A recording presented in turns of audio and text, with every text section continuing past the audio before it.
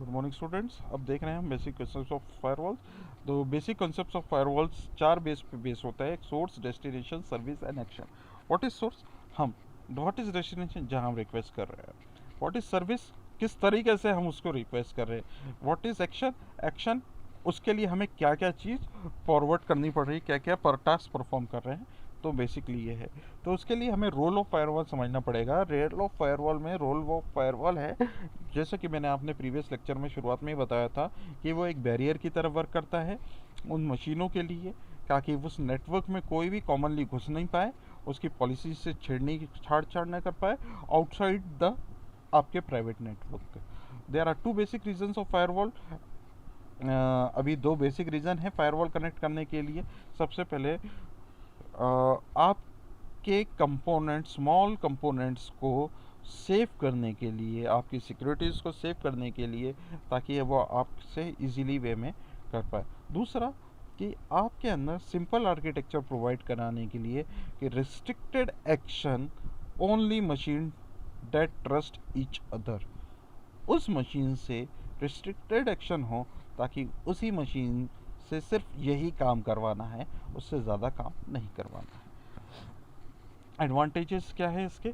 Advantages है, हाँ, आपके फायरवॉल्स के एडवांटेजेस है कि वो डिस्ट्रीब्यूटेड वे में कनेक्ट करता है। बट उसका एक डिसएडवांटेज भी ये है कि बहुत सारा डिस्ट्रीब्यूटेड वे में कनेक्ट करता है तो वो बहुत सारे वे में लोगों से बार बार टेंशन हो जाती है कि ना, मतलब आपने जितनी ज़्यादा डिस्ट्रीब्यूटेड वे में तो उतने ज़्यादा, अगर वो उन पे वो मॉनिटरिंग नहीं कर पाता, अगर उन पे मॉनिटरिंग नहीं कर पाता है लोगों पे, तो उससे क्या है कि उसके थ्रू अगर वो किसी भी व्यक्ति, कोई भी होल हो सकता है अपने फायरवॉल के अंदर, और होल की वजह से वो उसके अंदर हो सकता है। दूसरा पॉइंट है पैकेट प्रोटोकॉल फिल्टरिंग। वो प्रोटोकॉल फिल्टरिंग बेस्ड एप्लीकेशन पे वर्क करता है ताकि आपका एक्सप्लॉयटेशन ना हो, आपका मिसयूज़ ना हो, आपको एक्सप्लॉइट ना कर दे कोई, आपकी पूरी इंफॉर्मेशन कोई ना ले ले।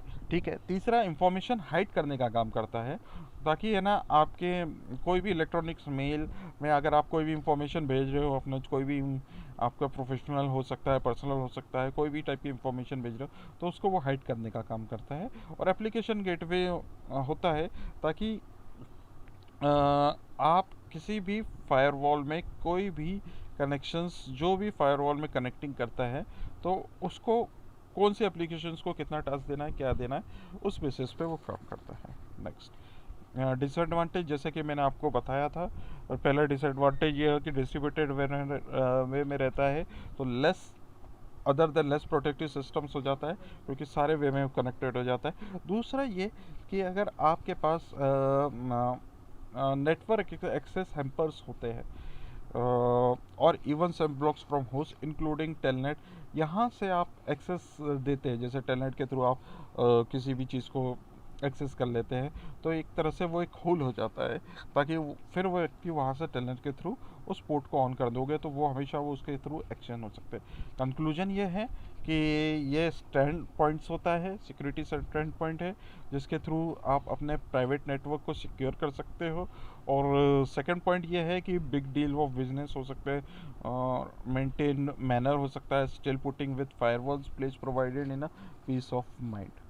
मगर अगर आपके पास बहुत बड़ा बिजनेस हो और आप बिजनेस करते हो तो आपको आपकी इंफॉर्मेशन कोई चुरा ना ले, आपके एम्प्लॉयज़ की इंफॉर्मेशन कोई नहीं, आपके डेटा को कोई चुरा ना ले, तो ये सबसे ज़्यादा फायरवॉल का यूज़ करा जाता है आईटी इंडस्ट्रीज़ में, एजुकेशन इंडस्ट्रीज़ में, प्राइवेट सेक्टर्स में, ताकि आपके और आपके एम्प्लॉयज़ की इंफॉर्मेशन सिक्योर रहे, तो उसको कोई ड्रॉबैक या आपको ड्रॉबैक ना है, तो ताकि आपका पर्सन भी पीसफुल माइंड काम कर पाए और आप भी पीसफुल माइंड कर पाए।